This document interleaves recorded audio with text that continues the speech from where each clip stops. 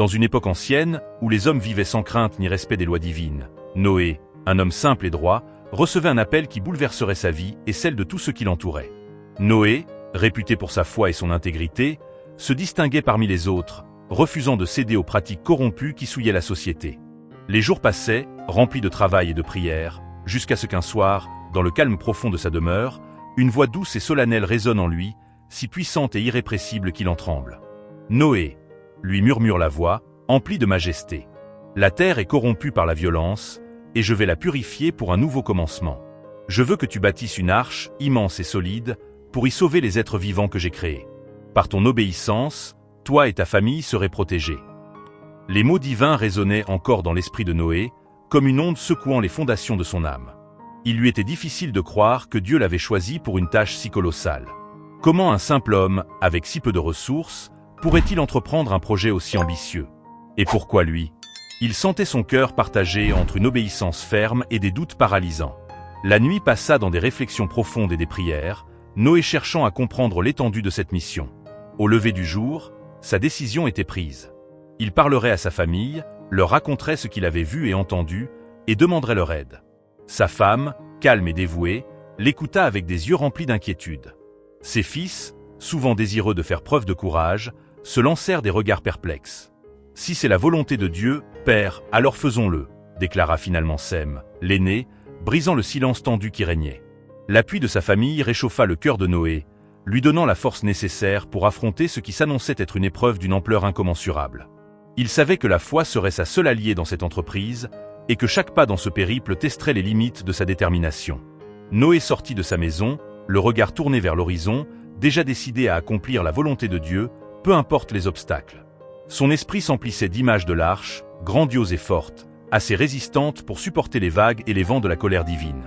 Le peuple tout autour l'observait, et déjà, certains se murmuraient entre eux, curieux de voir cet homme si respecté se lancer dans une mission apparemment insensée. Les premiers jours, il entreprit seul de rassembler des bois solides, des outils et de préparer les matériaux pour construire l'arche. Sous le soleil ardent, chaque coup de hache et chaque planche assemblée lui rappelait l'importance de sa mission. Le travail était harassant, et pourtant, il y puisait une détermination nouvelle, comme si chaque morceau de bois assemblé rapprochait un peu plus la promesse d'un monde renouvelé. Dans le silence de la nuit, alors qu'il priait, il revoyait les paroles de Dieu gravées dans son esprit, chaque mot résonnant comme un écho lointain et sacré. Il comprit que, désormais, il vivrait pour accomplir cette tâche sacrée, même si personne d'autre ne croyait en lui. La foi de Noé, bien que solide comme la pierre, serait-elle suffisante pour affronter le scepticisme de tous? Au fur et à mesure que les jours passaient, la tâche colossale de Noé commençait à prendre forme, mais l'ampleur de sa mission ne cessait d'impressionner sa famille. Ses fils, Sem, Cham et Japheth, l'aidaient tant bien que mal à soulever les lourdes poutres et à sceller les planches de bois, tandis que sa femme gérait les ressources nécessaires à leur subsistance. Ils étaient unis, mais les murmures de doute et les regards perplexes des voisins faisaient naître une tension palpable au sein de la famille. L'engagement de Noé à obéir à Dieu le poussait chaque jour à persévérer, malgré le scepticisme grandissant de ceux qui l'entouraient. Plus il avançait dans la construction de l'arche, plus il sentait le poids des attentes divines peser sur lui. Il savait que sa foi devait rester inébranlable, mais dans les yeux de sa femme, il voyait la crainte et les doutes. Elle ne disait rien, par respect pour lui, mais ses silences parlaient plus fort que les mots. Un soir, alors que les premières étoiles brillaient dans le ciel, la famille se réunit autour d'un maigre repas. Le silence fut brisé par Cham, le cadet, qui, dans un élan d'hésitation, osa exprimer les questions qui le tourmentaient depuis le début. « Père, penses-tu vraiment que tout cela en vaut la peine? Personne autour de nous ne comprend pourquoi nous faisons ça. Il se moque de nous, et il n'y a même pas un nuage dans le ciel. » Noé posa son regard attentif sur son fils, ressentant l'inquiétude qui grandissait au fond de lui-même. Il prit une profonde inspiration, conscient que ses paroles devaient être honnêtes et fermes. « Je sais que cela peut sembler insensé, Cham. Mais Dieu nous a choisis pour accomplir cette tâche. Nous devons avoir confiance en lui, même si tout le monde nous tourne le dos. » Malgré ces paroles, Noé savait que convaincre sa famille de rester dévouée serait un défi aussi grand que la construction de l'arche elle-même. La fatigue s'accumulait, et les moqueries constantes des voisins commençaient à miner le moral de ses fils. Ils se demandaient comment leur père, un homme respecté, en était venu à une entreprise aussi déraisonnable. Les jours suivants, cependant, Noé redoubla d'efforts. Avec une détermination renouvelée, il montrait l'exemple, travaillant de l'aube jusqu'au crépuscule, peaufinant chaque détail de la construction. Ses mains étaient couvertes de callosité, et la douleur dans ses muscles devenait de plus en plus intense, mais il ne faiblissait pas. Son engagement inébranlable influençait peu à peu sa famille, les incitant à croire que, peut-être, il y avait un sens plus profond à cette mission. Un jour, alors que la famille travaillait en silence, un groupe de villageois s'approcha de l'arche, observant le chantier avec un mélange d'incrédulité et de mépris. Ils éclatèrent de rire, ridiculisant Noé et ses fils pour leur folie apparente. « Et toi, Noé, tu penses vraiment sauver le monde avec cette cabane flottante ?» lança l'un d'eux en ricanant. « Vas-tu nous inviter sur ton bateau quand le ciel tombera ?» Noé, malgré la colère qui bouillonnait en lui, resta impassible. Il regarda les moqueurs avec une calme dignité et répondit simplement « Il y aura de la place pour tous ceux qui voudront croire. » Ces mots frappèrent sa famille et résonnèrent en eux bien plus fort que les rires des villageois. Ils réalisèrent qu'au-delà des planches de bois et des coups de marteau, il s'agissait d'une mission de foi, une chance de prouver leur loyauté envers quelque chose de plus grand qu'eux-mêmes. À mesure que le soleil déclinait, l'arche se dressait un peu plus, imposante et solide. La famille de Noé, inspirée par sa résilience, redoubla de zèle dans leur travail. Pour Noé, chaque jour de construction renforçait non seulement sa foi, mais cimentait aussi l'unité de sa famille dans cette aventure sacrée. Avec la nuit qui approchait, le silence retomba sur le chantier. La famille, exténuée mais remplie d'une conviction nouvelle, rentra chez elle pour se reposer, leurs esprits de plus en plus tournés vers l'œuvre qu'ils réalisaient ensemble. Le travail continuait jour après jour, et l'arche commençait à prendre une forme impressionnante.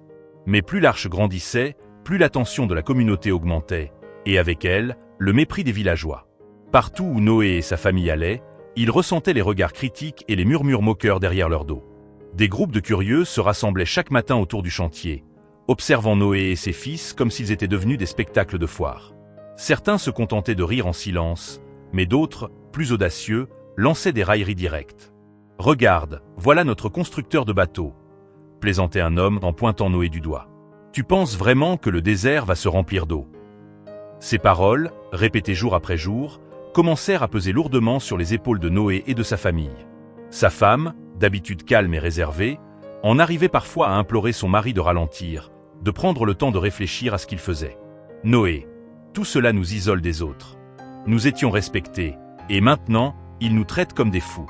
Es-tu sûr que c'est vraiment ce que Dieu veut ?» demanda-t-elle une nuit, la voix tremblante d'inquiétude. Noé prit sa main dans la sienne, et avec toute la douceur et la foi qu'il pouvait rassembler, lui répondit « Oui, je suis sûr. Je sais que tout cela semble insensé, mais Dieu m'a parlé. Il m'a confié cette tâche.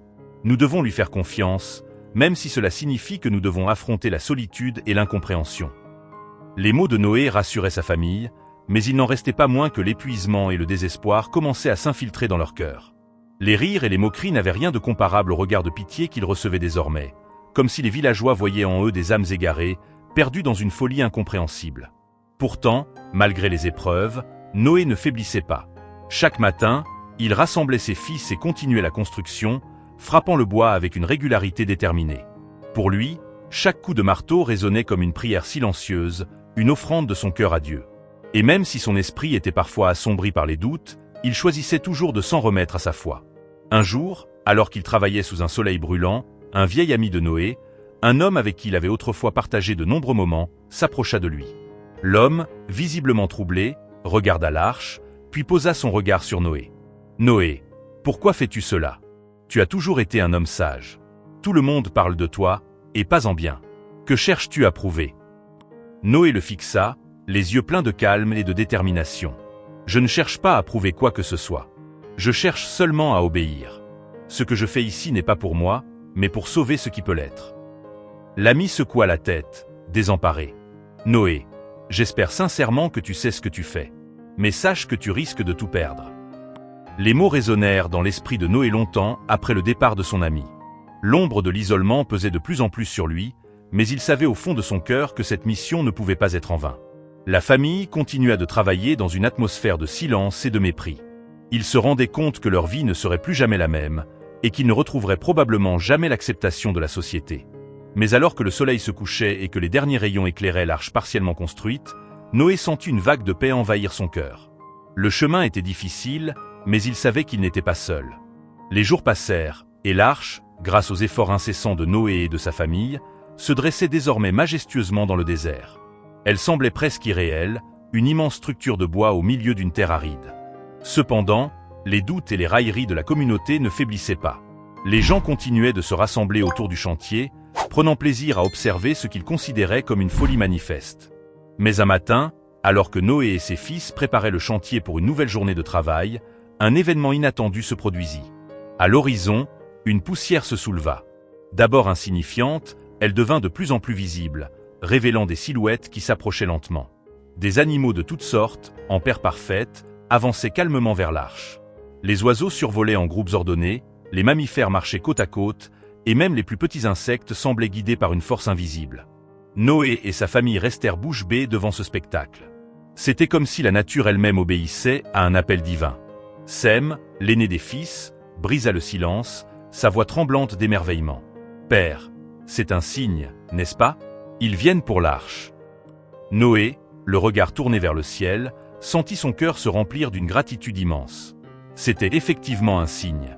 La promesse de Dieu se réalisait devant ses yeux, et pour la première fois depuis le début de cette entreprise, il sentit que sa foi trouvait une confirmation tangible. La famille ouvrit les portes de l'arche, accueillant chaque paire d'animaux avec soin.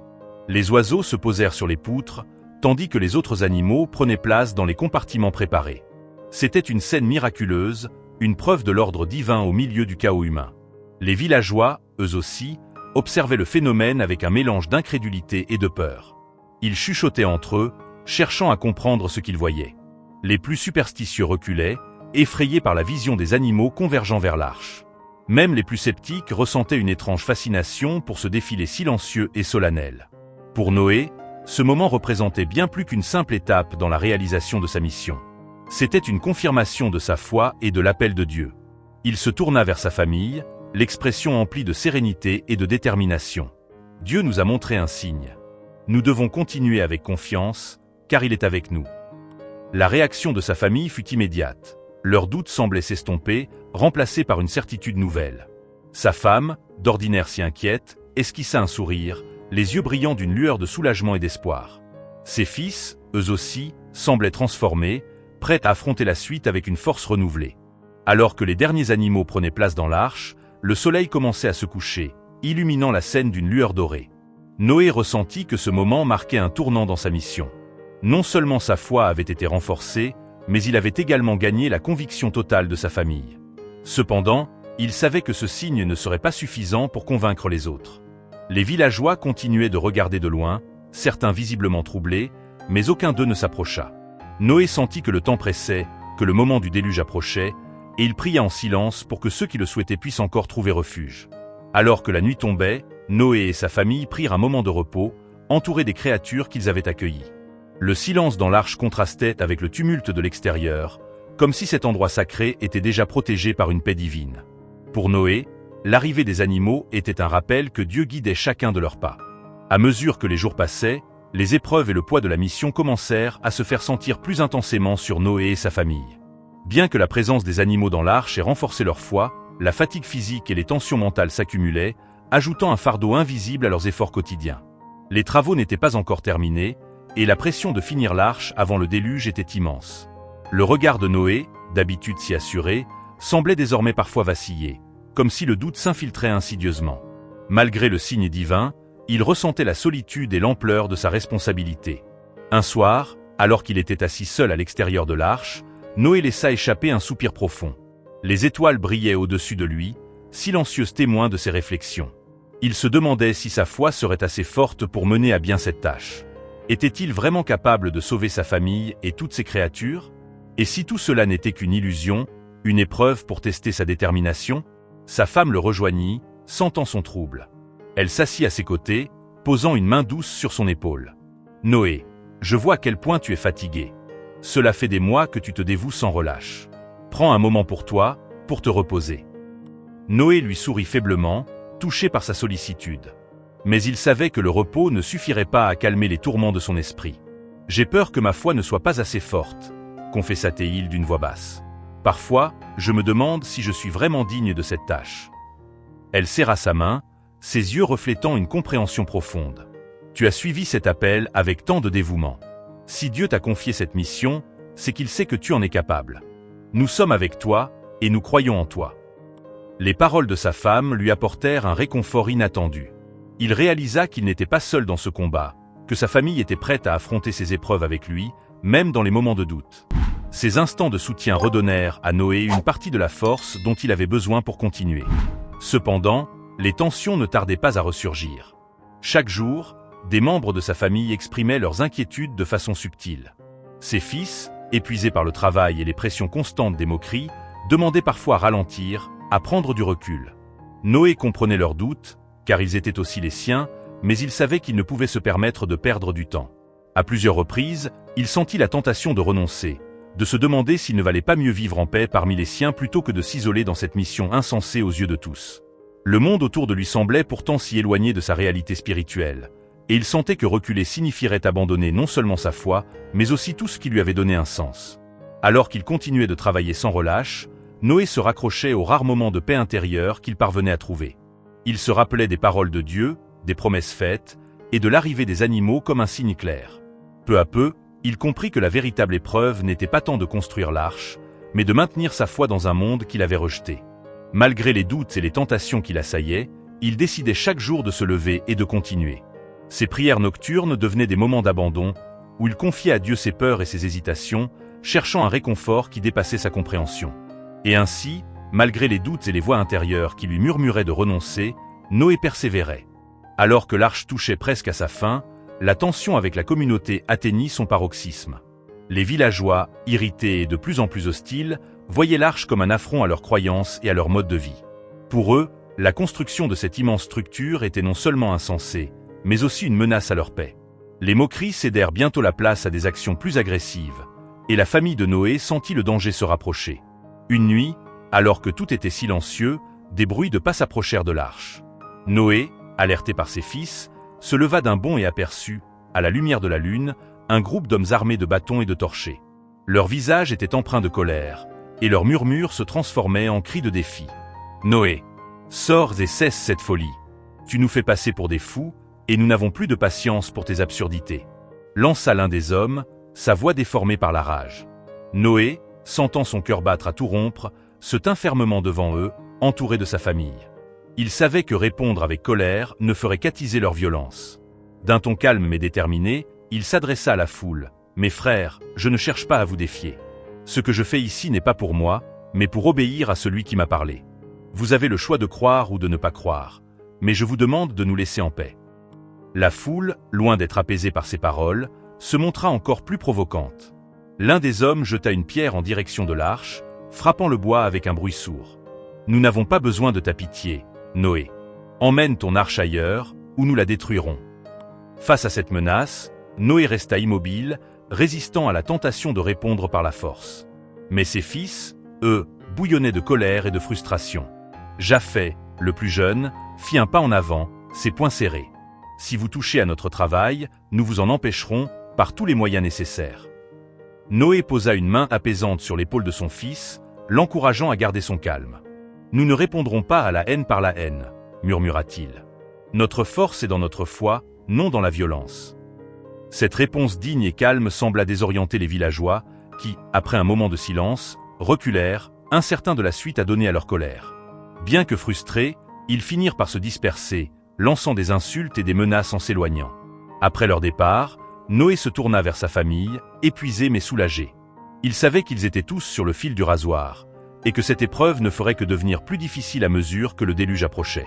Sa famille était à bout, et la peur devenait leur compagne quotidienne. Au petit matin, alors que les premiers rayons illuminaient l'arche, Noé s'agenouilla devant cette œuvre, priant avec ferveur pour que Dieu leur accorde la force de continuer. Ses fils, bien que troublés, virent leur père, inflexible et serein, et décidèrent de lui faire confiance, malgré leurs propres doutes. Le reste de la journée se passa dans un silence tendu. Noé et sa famille travaillaient en retenant leur souffle, guettant les moindres bruits, craignant de nouvelles représailles. Le travail semblait plus lourd, mais la fin approchait, et ils savaient qu'ils devaient persévérer. Alors que le soleil se couchait, un calme étrange s'installa. La famille, épuisée mais unie, contempla l'arche presque achevée, consciente que leur foi et leur persévérance avaient été mises à l'épreuve de la manière la plus intense. Le moment tant redouté approchait. La construction de l'arche était enfin achevée, une structure colossale, robuste et prête à affronter la tempête que Noé savait imminente. La tension dans l'air était presque palpable, et la famille, tout en contemplant leur œuvre, ne pouvait s'empêcher de ressentir à la fois fierté et crainte. Mais la paix fut de courte durée. Un ciel sombre et menaçant se dessina à l'horizon, et Noé ressentit un frisson lui parcourir l'échine. Les animaux, installés dans leurs compartiments respectifs, semblaient eux aussi pressentir l'approche de la tempête. Leurs mouvements nerveux et leur bruit agité amplifiaient le sentiment d'urgence. Noé rassembla sa famille autour de lui, leur offrant un dernier moment de réconfort avant que l'inévitable ne se produise. « Nous avons accompli ce que Dieu nous a demandé », déclara-t-il d'une voix calme mais déterminée. « Maintenant, tout ce que nous pouvons faire, c'est lui faire confiance et espérer. » Alors qu'il s'apprêtait à entrer dans l'arche, les premières gouttes de pluie commencèrent à tomber, de petites perles d'eau éclatant sur le sol sec et poussiéreux. La terre, qui n'avait pas vu de pluie depuis si longtemps, semblait soudain se réveiller sous ce premier déluge. La famille leva les yeux, observant avec une incrédulité silencieuse ce ciel qui, en quelques minutes, se changea en un océan de nuages sombres. Rapidement, la pluie s'intensifia, transformant le léger crachin en une averse torrentielle. Des cours d'eau se formèrent dans la poussière, et les gouttes d'eau tambourinaient sur le bois de l'arche, créant un grondement sourd et incessant. Noé et sa famille se hâtèrent de fermer les portes massives de l'arche, sécurisant ainsi leur refuge. De l'autre côté de la porte, ils pouvaient entendre les voix confuses des paniqués de leurs voisins, réalisant soudain l'ampleur de ce qui se passait. Des cris d'angoisse perçaient le bruit de la pluie, des gens frappaient désespérément sur les murs de l'arche, suppliant d'être laissés entrer. « Noé, ouvre-nous, aide-nous » Noé ferma les yeux, le cœur lourd. Il savait que le moment de prouver leur foi était arrivé, et que rien ne pourrait désormais arrêter le jugement qui s'abattait sur la terre. Sa famille, terrifiée mais résolue, le regardait, cherchant dans son silence une force à laquelle se raccrocher. La pluie, d'abord effrayante, devint rapidement un rugissement apocalyptique. L'arche commença à trembler sous les assauts des vents et des eaux qui montaient. Le sol qui les avait soutenus si longtemps cédait peu à peu sous la pression des flots. La famille se serra les uns contre les autres, tremblant face à la puissance implacable des éléments. Noé, malgré l'angoisse qui serrait son cœur, tentait de maintenir sa foi intacte. Il se souvenait des promesses divines, de l'assurance que Dieu veillerait sur eux, même dans les moments les plus sombres. Son regard se posa sur ses enfants, et il vit la peur dans leurs yeux, mais aussi une étincelle de confiance en lui, en sa foi et en la protection promise. Les heures passèrent, et l'arche, secouée par les vagues et les bourrasques, résistait. Noé, bien que inquiet, commença à comprendre que chaque minute qui passait était une preuve de la fidélité de Dieu. Le tumulte extérieur contrastait avec le calme intérieur de l'arche, où Noé et sa famille trouvaient la force de prier, unis par leur foi et leur espoir en des jours meilleurs. Ce soir-là, alors que la tempête continuait de déchaîner sa fureur, Noé se tourna vers le groupe et leur murmura des paroles de réconfort. « Restez forts, mes enfants. La tempête finira, et nous verrons un nouveau jour. » Le grondement extérieur semblait vouloir les engloutir, mais dans cette arche, ils avaient trouvé leur sanctuaire, un refuge où le divin leur offrait une chance de renaître. La tempête rugissait sans relâche, déchaînant des vagues d'une puissance inimaginable. La pluie s'abattait si violemment sur l'arche qu'on aurait dit des coups de tonnerre ininterrompus. Les vents hurlaient, emportant avec eux tout ce qui n'était pas solidement ancré. L'arche, pourtant massive et imposante, était secouée dans tous les sens par la force des flots. À l'intérieur, Noé et sa famille luttaient pour garder leur calme, se soutenant les uns les autres dans ce chaos infernal. Les animaux, enfermés dans leurs compartiments, criaient, gémissaient et battaient des pattes. Ils ressentaient, eux aussi, la terreur qui régnait dans cet espace clos.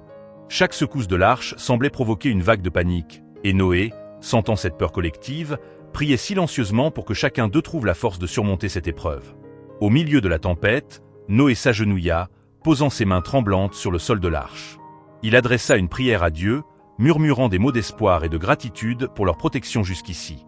Sa voix, bien que calme, tremblait légèrement, trahissant l'angoisse qu'il peinait à contenir. « Seigneur, toi qui as guidé nos pas, accorde-nous la force de résister aux flots et au vent.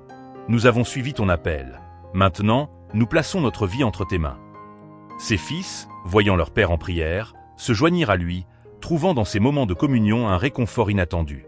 Bien qu'ils ne sachent pas combien de temps durerait cette tempête, ils sentaient que leur foi était leur seule ancre dans cette mer de désespoir. Les jours passaient, et la tempête continuait sans faiblir. La lumière du jour avait disparu, remplacée par une obscurité profonde qui enveloppait l'arche dans une nuit interminable. Le monde extérieur semblait n'exister que dans le chaos et le bruit. Pourtant, au sein de cette arche, un étrange calme avait pris place. La famille de Noé, bien que terrifiée, se raccrochait à l'idée que tout cela avait un sens, que cette purification était nécessaire pour offrir un avenir meilleur. Parfois, des moments de doute envahissaient leurs esprits.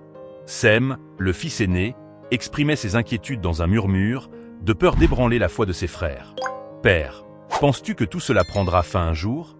Que nous pourrons voir la lumière à nouveau ?» Noé, bien que confronté aux mêmes questions, posa une main réconfortante sur l'épaule de son fils. « Nous devons croire que chaque tempête a une fin, Sem. Dieu n'a pas oublié ses promesses. Nous devons tenir bon. » Les jours se fondaient en semaines, et à chaque instant passé dans cette arche, la famille de Noé découvrait une résilience insoupçonnée. Ils apprenaient à vivre en harmonie avec les animaux, à les calmer, à trouver un rythme de vie même dans cette épreuve interminable. La tempête extérieure semblait presque devenir une seconde nature, un grondement constant qui faisait partie de leur quotidien. Cependant, au fond de leur cœur, ils savaient que cette lutte pour la survie n'était qu'une partie de la mission. Noé leur rappelait sans cesse que leur endurance et leur foi étaient ce qui les mènerait à travers cette épreuve. Leur avenir dépendait de leur capacité à garder espoir. Puis, une nuit, au milieu des vagues déchaînées et du tumulte habituel, un silence soudain s'installa. La famille, presque accoutumée au rugissement de la tempête, sentit cette absence de bruit comme une étrange perturbation. Ils se regardèrent, incrédules, se demandant si la tempête avait réellement cessé. Le cœur battant, Noé se leva et approcha une petite ouverture de l'arche. Le silence était presque assourdissant après des semaines de fracas. Il se tourna vers sa famille, le regard rempli d'une lueur d'espoir qu'il n'avait pas vue depuis longtemps. « La tempête, elle semble s'être calmée », murmura-t-il, ému. Ils restèrent en silence, écoutant, comme si chaque seconde de ce calme les rapprochait d'une délivrance attendue. Ils savaient qu'ils n'étaient pas encore arrivés à la fin de leur voyage, mais dans cet instant, ils retrouvèrent une paix qu'ils n'avaient plus ressentie depuis le début de leur mission. Après des semaines d'obscurité et de tempête, l'arche flottait enfin dans un silence presque irréel. La famille de Noé, qui avait longtemps craint de ne jamais revoir la lumière du jour, sentait une lueur d'espoir grandir en eux. Le tumulte s'était apaisé, les eaux semblaient s'être calmées, et l'atmosphère était étrangement paisible. Noé s'approcha d'une ouverture de l'arche, scrutant l'horizon où un mince filet de lumière perçait timidement les nuages épais. C'était la première lueur d'aube depuis des mois, un signe que la tempête était enfin passée et que peut-être, la terre commencerait à réapparaître sous les eaux. La famille se rassembla autour de Noé, contemplant cette lueur fragile. Ce moment de paix était si inattendu qu'ils se tenaient tous en silence, émus et reconnaissants. Noé, le cœur rempli de gratitude, ferma les yeux et murmura une prière silencieuse, remerciant Dieu de les avoir protégés à travers cette épreuve. Cependant, la question demeurait, le monde qu'ils avaient connu avait-il totalement disparu sous les eaux? La terre émergerait-elle à nouveau pour offrir un nouvel abri à leur famille et aux créatures qu'ils avaient sauvées? Pour obtenir une réponse, Noé décida de relâcher une colombe. S'approchant doucement de l'oiseau, il murmura quelques mots apaisants avant de le laisser s'envoler dans l'immensité silencieuse. La famille attendit, retenant son souffle, observant l'oiseau disparaître à l'horizon. Ce vol, symbolique et fragile, représentait leur dernier espoir. Les heures s'étirèrent lentement, chaque minute semblant durer une éternité. Ils surveillaient l'horizon, scrutant les moindres mouvements, dans l'attente d'un signe de retour. Enfin, à la tombée du jour, la colombe réapparut, un rameau d'olivier dans le bec. Ce simple rameau, symbole de renouveau, suscita une vague de soulagement et de joie dans l'arche. Il signifiait que la terre avait commencé à émerger des eaux et qu'un avenir était possible. Les larmes aux yeux, Noé et sa famille se prirent dans les bras, riant et pleurant à la fois, reconnaissant de voir que leur foi n'avait pas été vaine. Noé se tourna vers ses enfants, un sourire ému illuminant son visage fatigué. Dieu nous a offert une nouvelle chance. La terre est là, et nous aurons la possibilité de la repeupler, de vivre à nouveau. Cette nuit-là, l'arche fut remplie de chants de gratitude, de prières et de paix retrouvée. Pour la première fois depuis le début de cette mission sacrée, la famille dormait sans crainte, le cœur léger et confiant. Les jours qui suivirent furent marqués par une attente pleine d'anticipation. Noé continuait de relâcher la colombe pour vérifier que les eaux avaient bien reculé, et à chaque retour, l'oiseau rapportait la promesse d'une terre accueillante qui les attendait. Peu à peu, la famille se prépara pour ce nouveau départ, rassemblant leurs affaires, prenant soin des animaux et priant pour que le sol qu'ils retrouveraient soit fertile et propice à la vie. Enfin, un jour, la colombe ne revint pas. C'était le signe que la terre était prête à les recevoir, qu'ils pouvaient à nouveau fouler le sol et entamer une nouvelle vie. Ce moment, empreint d'émotion et de joie, leur donna la certitude que la tempête avait emporté les ténèbres, laissant place à un monde purifié et empli d'espoir. Le jour était enfin arrivé. Après des semaines d'attente dans l'arche, Noé et sa famille pouvaient ressentir l'excitation et la gratitude qui emplissaient leur cœur. Ils ouvraient enfin les portes massives de l'arche, laissant entrer l'air frais et pur du monde nouvellement restauré. Ce fut un moment solennel, rempli de recueillement et de reconnaissance. La lumière éclatante du soleil baignait la terre, illuminant un paysage transformé. Le monde qui s'étendait devant eux était méconnaissable.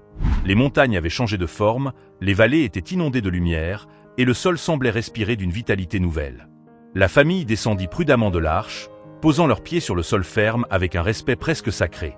C'était une terre purifiée, prête à les accueillir et à leur offrir un nouveau départ. Les animaux, qui les avaient accompagnés pendant toute la durée du déluge, sortirent à leur tour. Par groupes, ils se dispersèrent dans la nature, reprenant peu à peu leurs habitudes naturelles. Ce spectacle de vie qui s'éparpillait dans toutes les directions emplit Noé d'une profonde satisfaction. La mission que Dieu lui avait confiée touchait enfin à son but. Noé, entouré de sa femme et de ses enfants, se tourna alors vers le ciel et les bras ouverts, il prononça une prière de gratitude. « Seigneur, nous te remercions pour ta miséricorde, pour ta protection et pour cette nouvelle chance que tu nous offres. Nous promettons de chérir cette terre et de vivre selon ta volonté. » En réponse, un arc-en-ciel éclatant apparut dans le ciel, formant une arche de lumière au-dessus d'eux. Ce signe divin, avec ses couleurs éclatantes, symbolisait l'alliance de Dieu avec l'humanité et la promesse qu'il ne détruirait plus jamais la terre de cette manière. La famille, émue par ce message céleste, se tint en silence, contemplant cet arc-en-ciel comme un rappel de leur foi et de l'engagement qu'ils avaient pris. La vie reprit peu à peu son cours. Noé et ses fils commencèrent à explorer leur nouvel environnement, cherchant des terres fertiles où ils pourraient cultiver et construire de nouvelles habitations. Ils savaient que leur mission ne se limitait pas à survivre au déluge, mais aussi à reconstruire une civilisation fondée sur des principes de respect, de justice et de piété. Le monde était vaste et mystérieux, et chaque jour apportait son lot de découvertes. Noé se sentait à la fois humble et responsable, conscient que leur petite communauté serait le point de départ d'une humanité nouvelle. Ses fils, quant à eux, partageaient cet enthousiasme et ce sens du devoir. Ils se mirent au travail, préparant la terre, plantant des graines et élevant des abris, bâtissant ainsi les premières pierres d'un avenir qu'ils espéraient meilleur. Les jours se transformèrent en semaines, et les semaines en mois. La famille de Noé prospérait dans cette nouvelle terre, et leurs liens, forgés dans l'adversité, étaient plus forts que jamais. Ils savaient que les épreuves qu'ils avaient traversées avaient non seulement purifié le monde, mais aussi renforcé leur foi et leur détermination à construire un monde digne de l'alliance avec Dieu. Chaque fois qu'ils voyaient l'arc-en-ciel dans le ciel, ils se rappelaient de ce serment sacré, de la promesse qui les liait à Dieu et de la responsabilité de respecter la création. Pour Noé, cet arc-en-ciel était le symbole ultime de leur engagement et de leur mission. Ce n'était pas seulement un signe de paix, mais aussi un rappel constant de vivre en harmonie avec les lois divines. Ainsi, dans ce monde restauré, Noé et sa famille vivaient en paix, dévoués à construire une vie simple mais remplie de sens, honorant chaque jour la confiance que Dieu avait placée en eux. Leur histoire devenait une leçon de foi, de résilience et de renouveau, un témoignage vivant de la puissance de l'obéissance et de la foi. L'aventure de Noé ne serait pas oubliée. Elle serait transmise aux générations futures comme un exemple d'espoir et de promesse éternelle, rappelant à chaque homme et à chaque femme que, peu importe l'ampleur des tempêtes, la foi et l'obéissance ouvrent toujours la voie à un nouveau départ.